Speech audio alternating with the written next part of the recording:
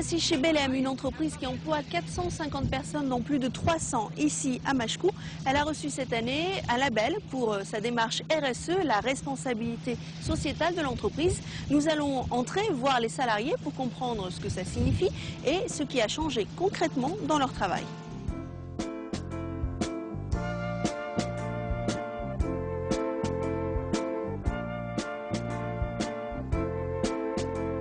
Alors, fin 2007, on a décidé de développer notre démarche RSE sur 3 axes principaux.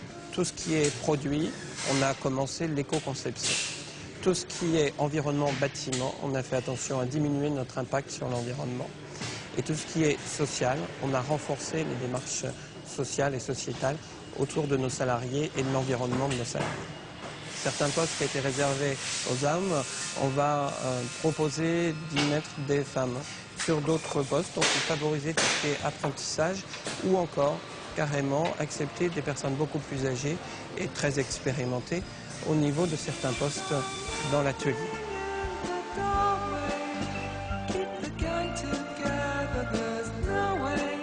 On utilise un logiciel qui permet de faire de l'analyse de cycle de vie. On comptabilise tous les matériaux, toutes les énergies qui sont nécessaires pour fabriquer et pour utiliser le produit. Donc ça, c'est un premier logiciel.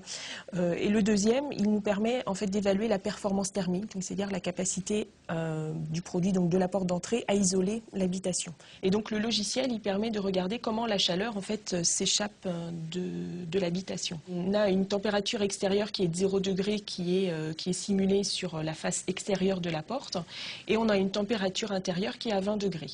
Cette ancienne conception, en fait, nous indiquait 14 degrés sur la face intérieure de la porte. En isolant plus le produit, on arrive en fait à 18 degrés, ce qui est vraiment une sensation de confort quand on est à l'intérieur et qui prouve bien que notre nouvelle conception est plus isolante. Pour gagner nos 4 degrés, en fait, on va augmenter la part de plastique dans le profilé. Le plastique a des meilleures performances thermiques que l'aluminium. Afin d'atteindre cet objectif-là, on a investi dans une barretteuse à hauteur de 180 000 €. C'est ce qui va nous permettre de faire le lien entre la partie intérieure du profilé, la partie extérieure et le plastique. Chez nous, on achetait les profilés auparavant déjà assemblés. Et donc, pour nous, c'est complètement nouveau, c'est un nouveau métier. Donc, comme je le disais, il a fallu investir dans la machine, former des personnes à l'utilisation. Il y a une forte technicité dans le plastique et dans la recherche de qualité, quoi. Donc, c'est pour ça qu'on a, en fait, on a décidé de le faire en interne.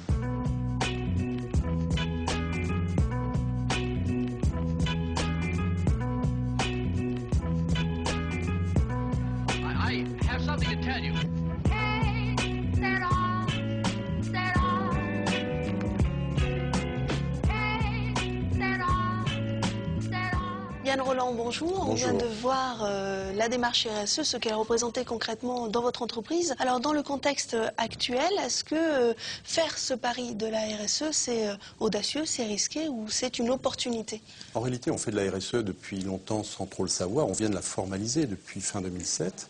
Et on était sensibilisé par des faits marquants chez nous. Assez vite, il y a 10 ans, l'administration nous a expliqué que nous devions demander l'autorisation de la préfecture pour exploiter dans nos usines. À l'époque, on n'avait qu'un atelier. Aujourd'hui, on a 3 usines de 100 personnes chacune.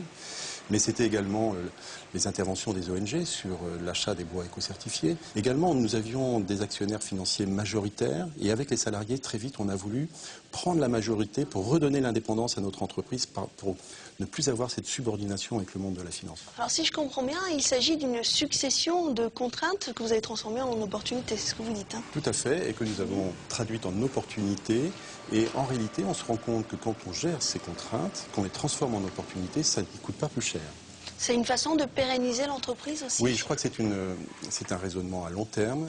Et puis également, ça nous donne un atout en termes d'innovation. Nous sommes une entreprise qui, sur le plan des produits, innove régulièrement. Donc ça participe également au développement commercial. En termes d'investissement, qu'est-ce que ça représente? Nous investissons tous les ans à peu près entre 2 et 5 millions d'euros. Cette année, nous avons 3 millions d'investissements. Et nous ne faisons pas plus, pas moins d'investissements. Par contre, ce qui est très différent, c'est que avant, le critère prioritaire et presque unique, c'était le retour sur investissement, d'un investissement. Aujourd'hui, c'est le retour sur investissement et le respect des critères RSE, c'est-à-dire le fait qu'il y ait une bonne contribution à la diminution des émissions de CO2 et protection des salariés. Alors ce positionnement associe une opportunité, puisqu'aujourd'hui il y a le Grenelle de l'environnement, donc qui favorise l'investissement du particulier, notamment dans la rénovation, dans le bâtiment neuf. Est-ce que pour vous, ça, c'est un nouveau marché? Ce qui est intéressant, c'est qu'il existait déjà un dispositif qui était favorable pour la fenêtre dans le Grenelle de l'environnement, qui s'appelait le crédit d'impôt, dans lequel l'apport d'entrée n'était pas éligible. Et donc nous avons fait une démarche, je m'y suis impliqué personnellement auprès des ministères, et aujourd'hui la porte d'entrée est éligible au prêt à taux zéro. C'est très important parce que ça veut dire que le consommateur sait que la porte d'entrée participe à la réduction des émissions de CO2 et à la diminution de la consommation d'énergie pour le chauffage. Et comme le marché de la maison neuve, qui représente la moitié de nos ventes, est en forte baisse, et que nous sommes convaincus effectivement que le Grenelle va pousser à l'isolation des maisons, nous avons bon espoir de vendre plus de portes.